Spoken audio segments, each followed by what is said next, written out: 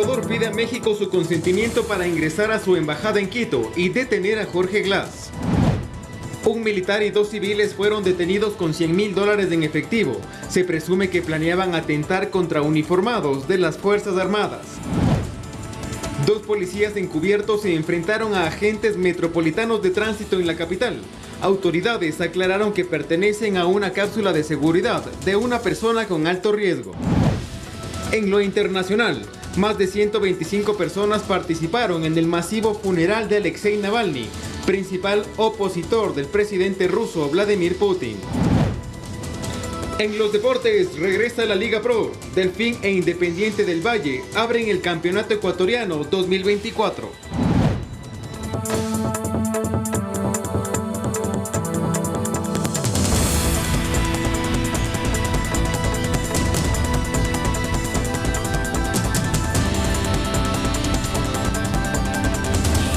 Viernes 1 de marzo del 2024, amigos, bienvenidos a la emisión estelar de Noticias 7. Los invitamos para que nos sigan a través del telégrafo.com.es, en ecuadortv.es, en el dial de Pública FM y por nuestras redes sociales.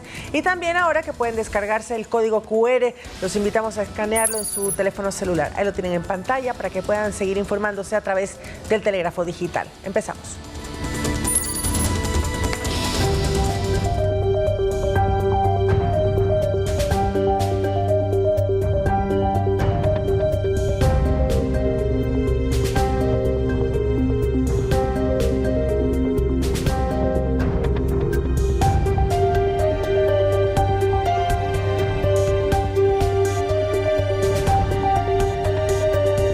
La Cancillería ecuatoriana le hizo un pedido a México para que autorice la captura del ex vicepresidente Jorge Glass, quien se encuentra en su sede diplomática en Quito. El pedido se sustenta en la orden de prisión preventiva en su contra por un presunto caso de peculado.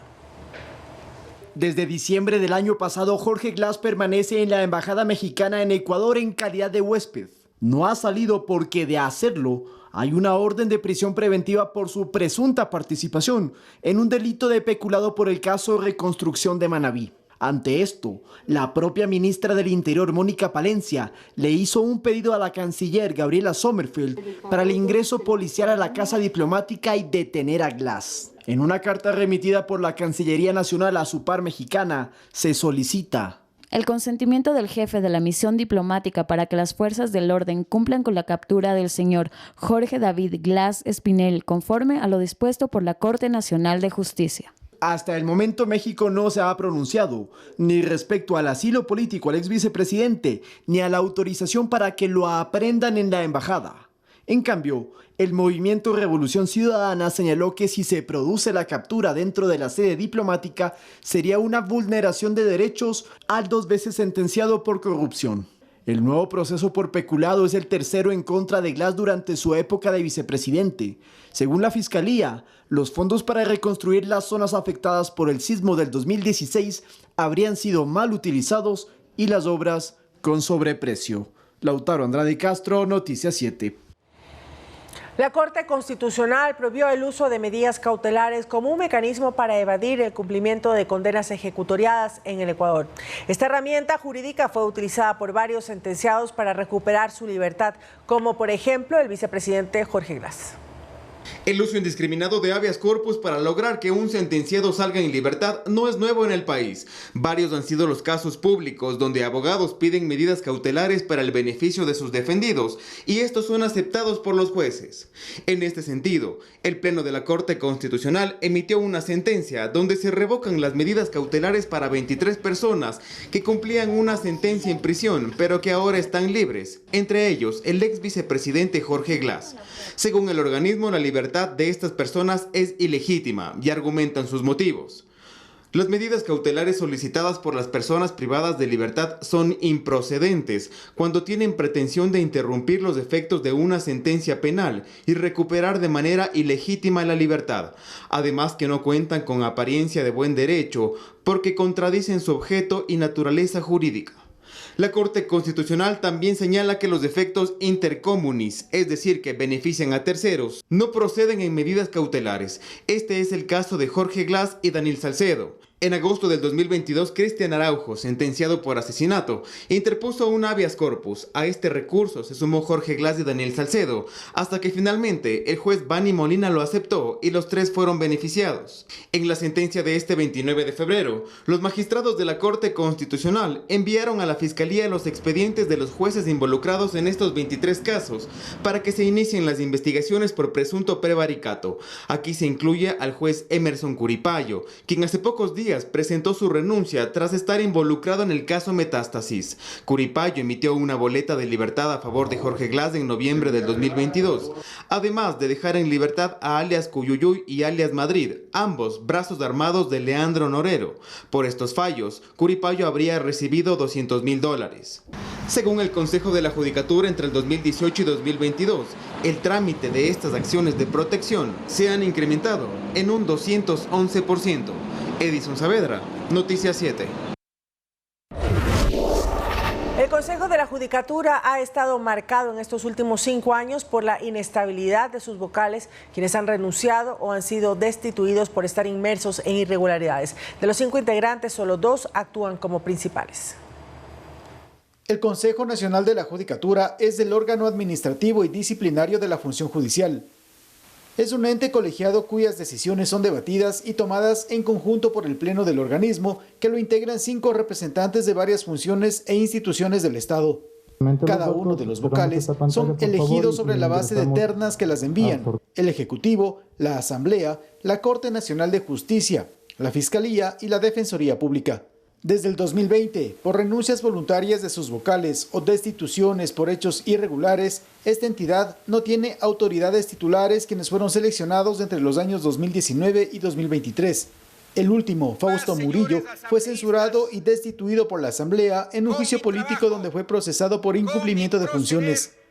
Horas antes de este desenlace, en el Legislativo fue posesionado el jurista Merck Benavides como vocal suplente en representación de la Defensoría Pública.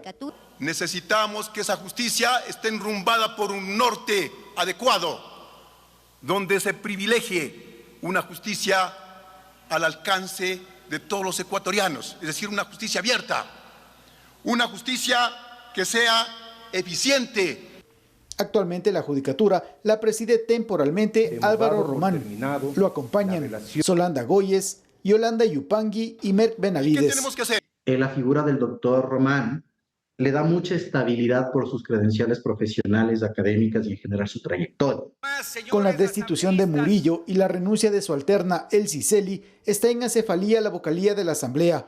El Consejo de Participación Ciudadana deberá esperar la terna para designar al vocal en representación de esta función del Estado.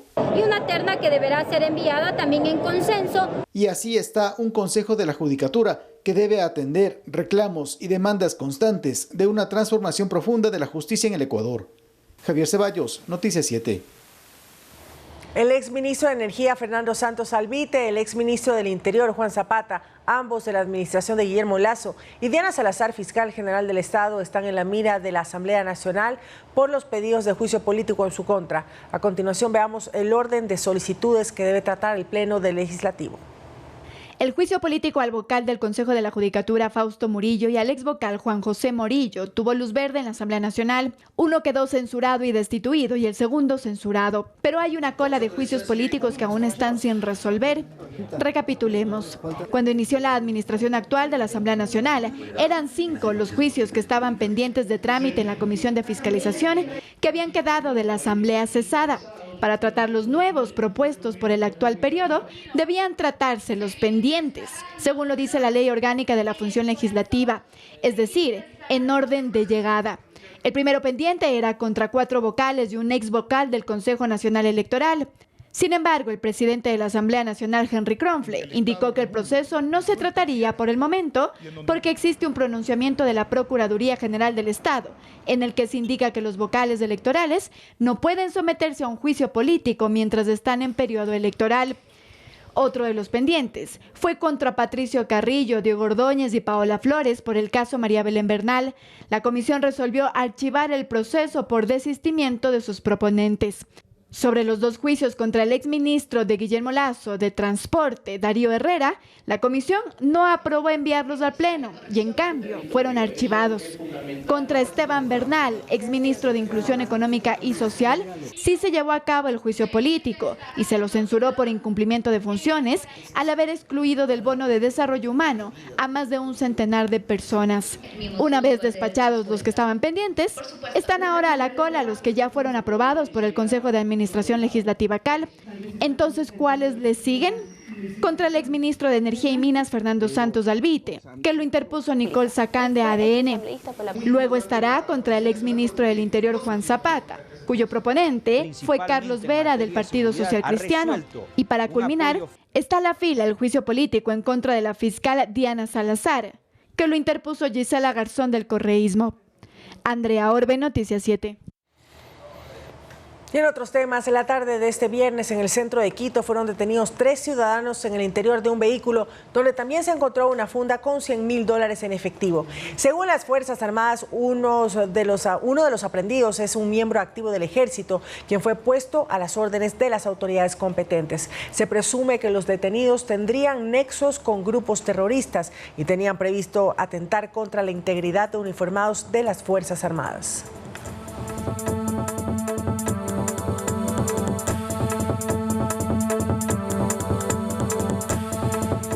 Las 2 personas armadas que se enfrentaron a agentes metropolitanos de tránsito en Quito en la mañana de este viernes son policías de la cápsula de seguridad de una persona que mantiene en alto riesgo. Así lo reveló el comandante Wilson Pavón. El alcalde Pavel Muñoz también se pronunció sobre este hecho. Ese vehículo sin placas, su identificación. Imágenes que se volvieron virales en redes sociales. Ocurrió la mañana de este viernes 1 de marzo. En un video se registró el momento en el que 2 hombres con pistolas apuntan a uniformados de la Agencia Metropolitana de Tránsito, cuando los agentes realizaban un control al identificar un vehículo sin placas y con vidrios polarizados, en una vía exclusiva para el transporte público. Como se observa en el video, señalan que son miembros de la Policía Nacional, al tiempo que se niegan a presentar documentos de identificación y amenazan a los agentes de tránsito. ¿Por qué me está apuntando, señor? ¿Quién es usted? ¿Quién es usted? ¿Quién es usted? ¿Dónde está su documento que es policía? ¿Quién es usted? Tras el cruce de palabras, subieron a su camioneta color plomo y continuaron con su recorrido por la vía exclusiva del Corredor Central Norte, también conocido como Metrobús. El comandante del Distrito Metropolitano de Quito, Wilson Pavón, confirmó que se trata de 2 servidores policiales que pertenecen a la Dirección Nacional de Seguridad y Protección de la institución. Y son parte de la cápsula de seguridad de una persona que mantiene alto riesgo a su seguridad personal y familiar en torno a las amenazas activas que mantiene por parte de algunos grupos terroristas aquí en el país. Pavón explicó que los uniformados actuaron conforme a los protocolos. Fue tomado como una amenaza el cruce de las motocicletas que se encontraban realizando los controles de tránsito al vehículo de la cápsula de seguridad. De su lado, el alcalde capitalino Pavel Muñoz expresó su total respaldo a los agentes. Nosotros estamos fortaleciendo el control de 2 personas en moto y estamos fortaleciendo el control de autos que no tienen placas.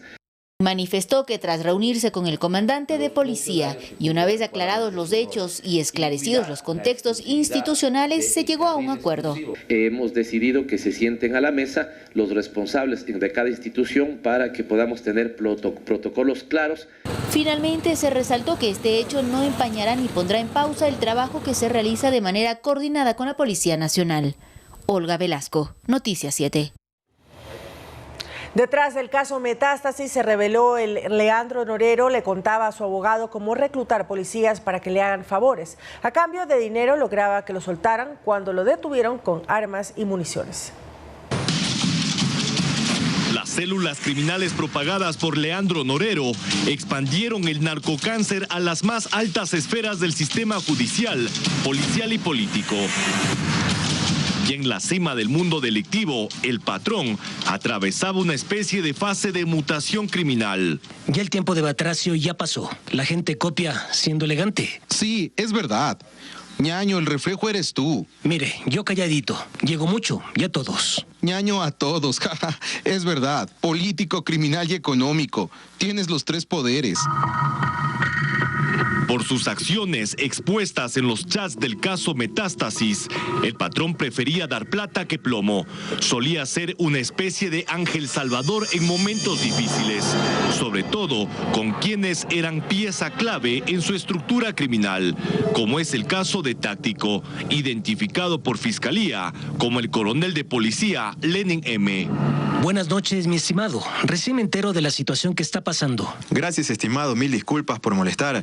Mi esposa casi se muere. La ingresé al hospital por emergencia por anemia severa. Quiero hacerle llegar una ayuda. ¿Cómo hacemos? Como me indiquen, estoy en San Borondón. Por aquel entonces, Lenin M. era el jefe de policía de San Borondón. El uniformado se quejaba de su sueldo, que detallaba era de $3,450.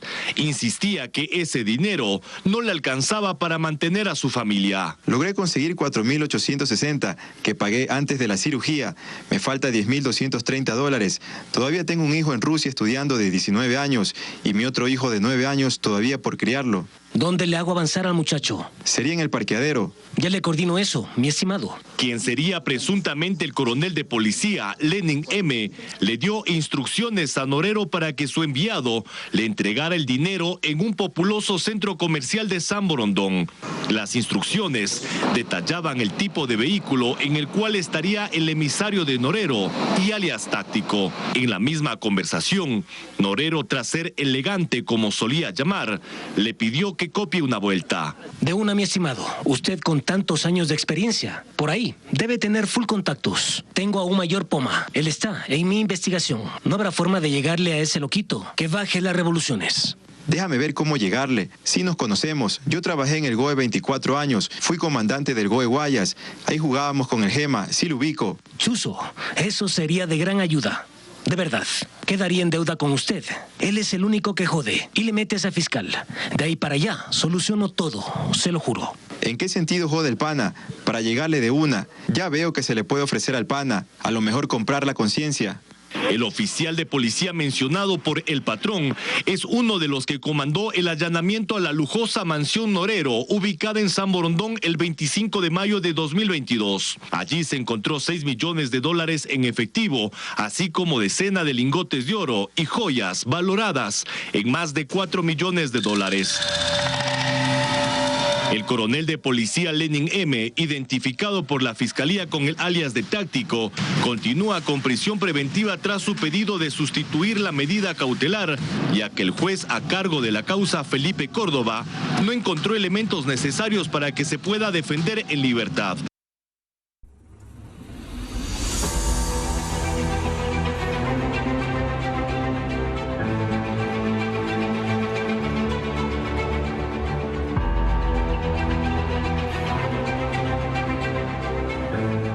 La intervención militar y policial contra el terrorismo y el aval político por parte de la Asamblea a leyes enviadas por el Ejecutivo son, entre otras acciones, los pilares donde se asientan los primeros 100 días de gestión del presidente Daniel Noboa. El gobierno del joven mandatario tendrá una primera prueba de fuego en materia política, la consulta popular que se realizará el 21 de abril. Pasemos revista a lo más urgente y a lo que es un clamor ciudadano permanente: más seguridad. El 9 de enero pasado, el presidente Daniel Noboa firmó el Decreto Ejecutivo 111, documento que reconoció la existencia de un conflicto armado interno y donde se dispuso la movilización inmediata de Fuerzas Armadas y Policía Nacional en todo el país para controlar el temor y la preocupación que sembraron en la población más de 20 organizaciones delincuenciales que fueron catalogadas como terroristas. Los soldados que formamos parte de esta legión de hombres de honor requieren el compromiso de todos sus conciudadanos y de los estamentos que los representan para juntos continuar escribiendo páginas de gloria. En acciones, militares y policías ejecutan intervenciones en centros penitenciarios, realizan operativos en puntos denominados calientes que han posibilitado la captura de miembros de organizaciones terroristas y constantes decomisos de armas y droga. Según la visión oficial, esto ha dado sus resultados. Estamos bajando los índices de muertes violentas, hemos controlado las cárceles y estamos trabajando para darle paz a los ecuatorianos. En lo político se afianzó, en momentos con fragilidades, una unidad política entre la bancada oficialista con el correísmo y socialcristianismo, que permitió la aprobación de 3 leyes urgentes enviadas en materia económica. una cuarta que pasó por un allanamiento tácito por parte del Legislativo y una quinta cuyo análisis recién arrancó en el Parlamento.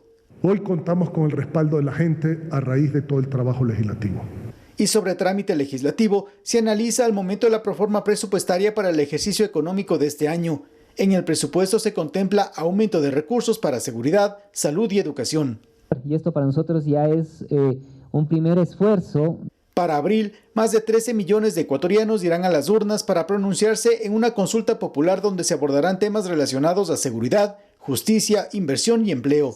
Y donde esperamos que por los ecuatorianos, por el futuro del país, haya un sí. Los desafíos para Daniel Noboa son enormes para lo que resta de su gestión. El tiempo marcará el ritmo de su éxito o de su fracaso. Javier Ceballos, Noticias 7.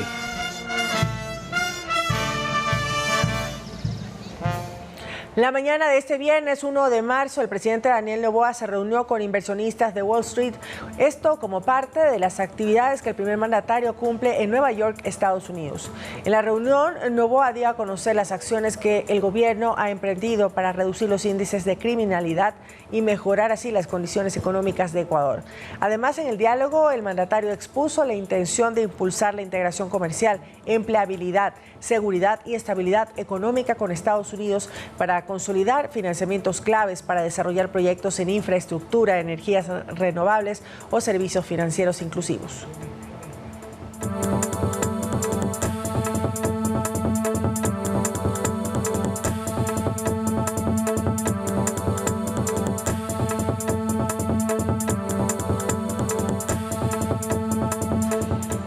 El Ministerio de Finanzas informó que en el mes de febrero el gobierno ha pagado $242 millones a gobiernos autónomos descentralizados. Este desembolso corresponde al modelo de equidad territorial, devoluciones del IVA y competencias de patrimonio, tránsito, riego y drenaje.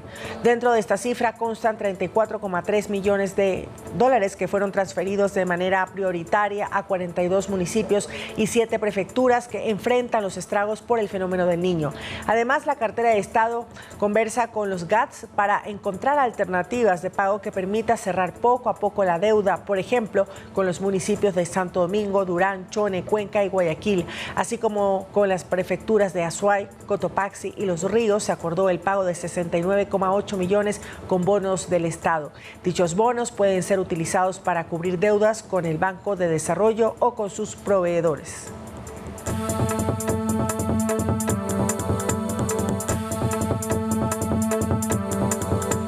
Los eventos públicos masivos en Guayaquil tendrán un aforo del 50%, según resolvió el Consejo de Seguridad de la ciudad. Esto involucra también a los partidos de fútbol de la Liga Pro. En medio del estado de excepción que aún rige en el Ecuador, cada municipio determina la autorización o no de eventos en espacios públicos que concentren miles de personas. En Guayaquil, por ejemplo, el Consejo de Seguridad ya se reunió para decidir que los eventos masivos cerrados, en este caso hablemos específicamente del inicio de la Liga Pro, quedan aprobados en un 50%. Pero esto no solo aplica para el fútbol. Cualquier tipo de espectáculo, sea musical, artístico, deportivo o cultural, deberá presentar una matriz de riesgo elaborada por la Policía Nacional. Por ejemplo, en el Estadio Monumental, por ser evento cerrado, siempre y cuando la institución, Barcelona o en este caso Emelec, cuando le toque jugar de local, porque esta semana le toca en Cuenca, presente un protocolo. Pero la resolución dejó abierta a excepciones en las que el número de asistentes podrá ser mayor. En eventos culturales hay un aforo permitido porque no supera generalmente 1.000 asistentes, 2.000 asistentes en este caso.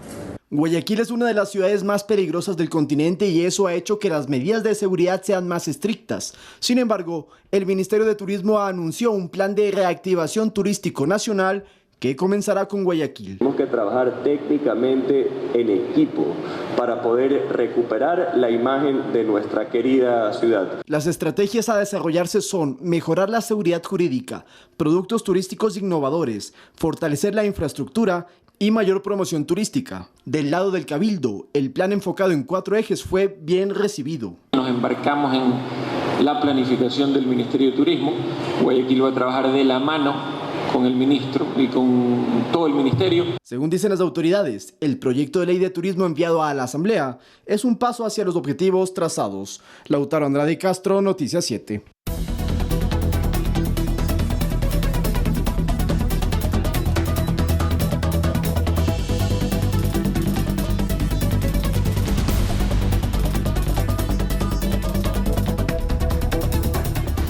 El estado de California, en Estados Unidos, soportará este fin de semana la mayor nevada en lo que va del año debido a una potente tormenta invernal. No solo es potente, sino también peligrosa. Así lo han advertido las autoridades. Se trata de una tormenta invernal que vendrá acompañada de fuertes vientos y además descargará al menos 3 metros de nieve sobre la cordillera de la costa norte, las montañas Klamath y la Sierra Nevada en California, Estados Unidos. El servicio meteorológico ha dicho que será peligroso viajar por carretera o incluso salir de casa durante esta tormenta, ya que las condiciones serán muy desorientadoras. La visibilidad podría caer a casi cero, lo que significa que es imposible ver más allá de unos pocos metros o incluso no ver nada. Las condiciones más extremas se desarrollarán en las elevaciones más altas, con ráfagas de viento de más de 160 kilómetros por hora, pero las fuertes ventiscas se sentirán también en los centros poblados, en donde podrían derribar árboles y líneas eléctricas, causando daños a las propiedades y cortes de energía. Se estima que la tormenta durará hasta este domingo. Miriam Zambrano, Noticias 7.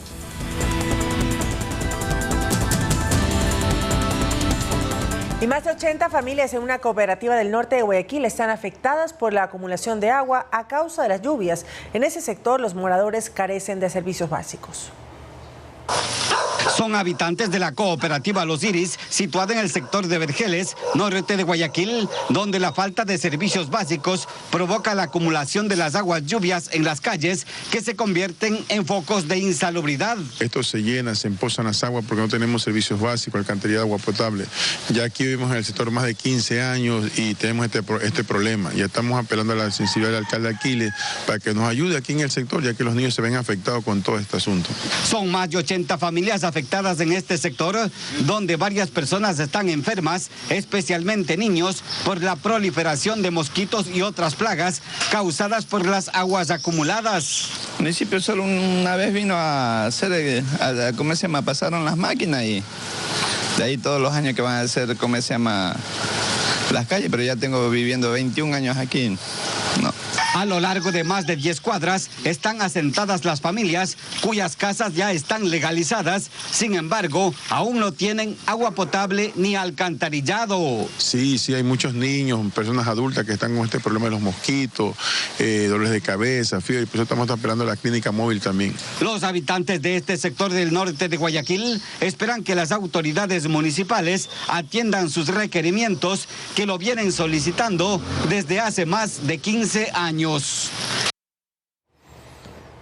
El Ministerio de Inclusión Económica y Social se encuentra desplegado en las zonas afectadas por las lluvias para la entrega de kits alimenticios, ayuda humanitaria y bonos por la emergencia. Además, habilitaron sus oficinas a nivel nacional para la recepción de donaciones. Debido a las fuertes lluvias producidas por el fenómeno del Niño, especialmente en la región litoral, el equipo técnico del Ministerio de Inclusión Económica y Social, MIES, se ha desplazado a las zonas afectadas para la activación de sus mecanismos de apoyo y contención. Esto en 14 provincias del país. Hasta el 28 de febrero se han entregado 958 kits complementarios de alimentación, 5.377 kits de primera respuesta humanitaria, 13 refrigerios, 2.219 kits de aseo personal, 19 cobijas y frazadas, 451 colchones, 32 kits para dormir. Pero el MIES además habilitó sus oficinas en todo el territorio nacional para la entrega de donaciones para los damnificados. ¿Qué se puede donar? La cartera de Estado ha elaborado un listado de donaciones que deben estar en buenas condiciones. Entre estos están alimentos no perecibles, ropa para todas las edades, menaje de dormitorio, menaje de cocina y menaje de aseo personal. Manuela Bedón, Noticias 7. El Ministerio del Ambiente, junto a la Alcaldía de Quito, lanzó la campaña Alto al tráfico de vida silvestre, es un delito. Esta actividad ilícita es la cuarta después del narcotráfico, la minería ilegal y el tráfico de personas. Una de las acciones será fortalecer protocolos de seguridad en aeropuertos y terminales terrestres. En la siguiente nota les damos todos los detalles. El Ecuador concentra en su territorio el 10% de todas las especies de flora y fauna del mundo, por lo que sus ejemplares son atractivos para mercados como Estados Unidos, Europa y Asia. Sin embargo, el tráfico de vida silvestre no es legal en nuestro país y se estima que entre el 2008 y el 2018 se decomisaron 14.000 ejemplares. Fortaleceremos los marcos legislativos, supervisaremos las actividades de forma rigurosa e inspiraremos cambios de comportamiento para salvaguardar nuestro medio ambiente. Debido al alto impacto que provoca esta actividad ilegal, desde el 2017 se cuenta con la campaña Alto al tráfico de vida silvestre es un delito. Este viernes 1 de marzo se firmó un nuevo acuerdo para relanzar la campaña y fortalecer sus estrategias de control y mitigación. La ciudadanía dentro y fuera del país puede aportar de manera inconsciente a este delito con la adquisición de animales silvestres como mascotas, por ejemplo, monos, guacamayos, camaleones, entre otros. Además, con la compra de productos elaborados con partes de estas especies, por lo que la campaña también busca educar a la ciudadanía. Nosotros prácticamente dentro del Distrito Metropolitano de Quito tenemos un pequeño análisis entre 14 y 30 especies que se trafican, especies nativas del Distrito Metropolitano de Quito. Sin embargo, esto genera en un macro 20.000 millones de dólares en tráfico de vida silvestre. Los principales mercados son Asia, Estados Unidos y Europa, los cuales utilizan estos productos para satisfacer necesidades culturales, alimenticias o de creencias ancestrales. Detrás de eso hay el tráfico o la salida de, por ejemplo, colmillos de jaguar, es el tráfico, por ejemplo, de aletas de tiburón. Tiene supuestamente ciertos poderes curativos o médicos que fomentan ese tipo de tráfico. En el Ecuador, el tráfico de vida silvestre se encuentra penado en el artículo 247 del Código Orgánico Integral Penal, en donde se señala: la persona que case, pesque, capture, recolecte, extraiga, tenga, transporte, trafique, se beneficie, permute o comercialice especímenes o sus partes, sus elementos constitutivos, productos y derivados de flora y fauna silvestre terrestre, marina o acuática, de especies amenazadas, en peligro de extinción y migratoria, listadas a nivel nacional por la Autoridad Ambiental Nacional, así como instrumentos o tratados internacionales ratificados por el Estado, será sancionada con pena privativa de libertad de 1 a 3 años. Manuela Bedón, Noticias 7. Les contamos, amigos, que los profesionales ecuatorianos destacan en Canadá. Uno fue parte del equipo de grabaciones de una popular serie y la otra ganó una residencia de escritura creativa en una conocida universidad de ese país. Veamos. Se estima que en Canadá habitan más de 25,000 ecuatorianos. Javier Colamarco llegó a Vancouver en 2015 para continuar sus estudios en cine y realización audiovisual. 9 años más tarde, puede contar con satisfacción, humildad y agradecimiento la experiencia de haber formado parte del equipo de grabación de la adaptación de la serie Avatar, el último maestro del aire, que actualmente está en el top de series más populares en Ecuador, en una reconocida plataforma de streaming. Estoy súper contento con que allá también lo estén viendo y que la gente lo pueda disfrutar como yo lo disfruté tras cámaras. Javier confiesa que emigrar fue sacrificado, pero que haberse iniciado en Ecuador lo preparó para asumir retos más grandes, como participar en esta megaproducción que se rodó en exteriores y también en el Virtual Stage. Toda la tecnología que había en esa producción fue fantástico verlo cómo funcionaba, ¿no? Y creo que es uno de los recuerdos más bonitos que tengo de la serie. Si bien ha sido sacrificado, y me ha costado años realmente entender y comprender cómo se manejan las cosas acá, el hecho de que yo haya podido tener esta background en Ecuador me ha ayudado muchísimo. Miguel Antonio Chávez, en cambio, llegó hace 5 años a Ontario para cursar un doctorado en estudios hispánicos y en diciembre pasado fue seleccionado por la Universidad de Manitoba de la ciudad de Winnipeg para que este año forme parte de la residencia de escritores. Y esta es la primera vez que seleccionan a un escritor hecho latinoamericano o hispanoamericano. Lo interesante de este programa específicamente es que combina el interés del autor por ir a un lugar para poder desarrollar un proyecto creativo nuevo y al mismo tiempo contribuir a la educación. Durante este año, Miguel, quien tiene 3 novelas publicadas y una inédita, trabajará en un nuevo texto y dará talleres de escritura creativa en inglés y español de manera presencial y en línea. Cada ok que recibes, cada aceptación que recibes, equivalen a 50 o 100 rechazos de todo tipo. Pero obviamente cuando eso ocurre, cuando te aceptan, obviamente nos alegra, por supuesto. 2 guayaquileños que trabajan por sus sueños en el país del extremo norte del continente americano.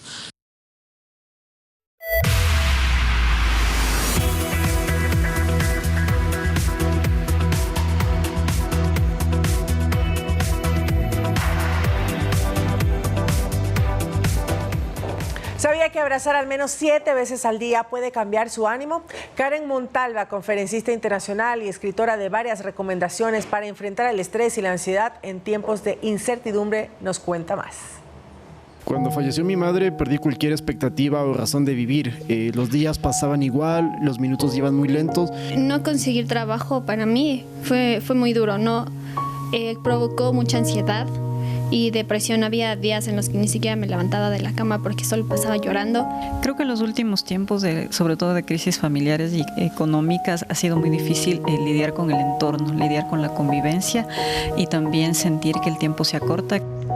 ¿Se identifica con alguna de estas situaciones? El estrés y los problemas del diario vivir hacen que nuestro cuerpo genere cortisol, una hormona que tiene un efecto en prácticamente todos los órganos y tejidos del cuerpo. Nuestro cuerpo no está preparado para tener altos niveles y sostenidos niveles de cortisol en el tiempo. Nuestro cuerpo se enferma. Según un estudio de Harvard, el 46,7% de las personas pasamos divagando entre el pasado y el futuro, generando preocupaciones y ansiedad. Así lo explica Karen Montalva, conferencista internacional. Casi un 50% de nuestra vida estamos preocupados y ansiosos por lo que pasó o por lo que va a venir. Nos perdemos la mitad de nuestra vida. Podemos decidir vivir y no sobrevivir. ¿Pero cómo enfrentarse a este tipo de circunstancias? Karen Montalva brinda varios tips para ponerlos en práctica en el día a día. Hay un investigador norteamericano que señaló que nosotros deberíamos dar 7 abrazos al día. Y eso va a generarnos este químico maravilloso que es la oxitocina, que va a compensar este otro químico del cortisol. La importancia de celebrar los logros pequeños. Cada vez que nosotros nos reconocemos el buen día que tuvimos, estamos generando otro químico que se llama dopamina y que también es un químico del bienestar. Conectarse con la naturaleza. Caminar, por ejemplo, entre medio de árboles o de vegetación, nos genera este otro químico que se llama serotonina y también, ¿cierto?, equilibra estos niveles de cortisol. En un momento de estrés intenso puede servir la respiración suspiro. Que es muy simple, uno respira profundamente y después cuando ya llegas al límite respiras un poco más y botas por la nariz. Eso, hacerlo unas 5 o 10 veces en el día. A decir de Karen Montalva, la decisión de ser generadores del cambio es propia y puede empezar con una pregunta. ¿De qué está agradecido o agradecida hoy? Olga Velasco, Noticias 7.